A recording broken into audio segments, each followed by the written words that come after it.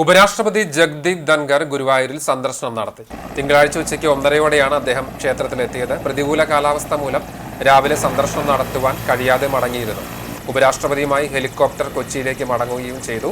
കൊച്ചിയിലെ പരിപാടിയിൽ പങ്കെടുത്ത ശേഷം അദ്ദേഹം പിന്നീട് കാലാവസ്ഥ അനുകൂലമായതോടെ ഉച്ചയ്ക്ക് തിരികെ ദർശനത്തിനായി എത്തി. ഗുരുവായൂർ ശ്രീകൃഷ്ണ കോളേജ് ഹെലിപാഡിൽ ഹെലികോപ്റ്റർ ഇറക്കിയ അദ്ദേഹം റോഡ് മാർഗം ഗുരുവായൂരിലെത്തി.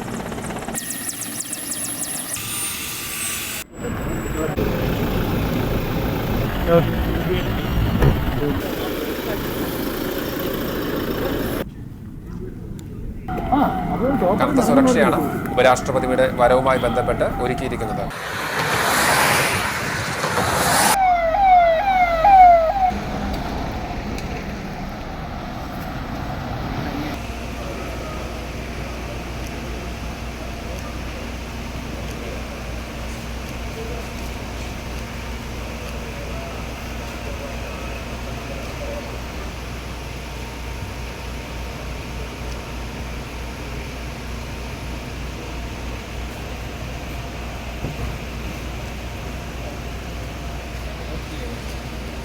രാവിലത്തെ ദർശനം മുടങ്ങിയതിനാൽ ആളുകളെ ക്ഷേത്രത്തിനകത്തേക്ക് കയറ്റിവിടാൻ തുടങ്ങിയിരുന്നു.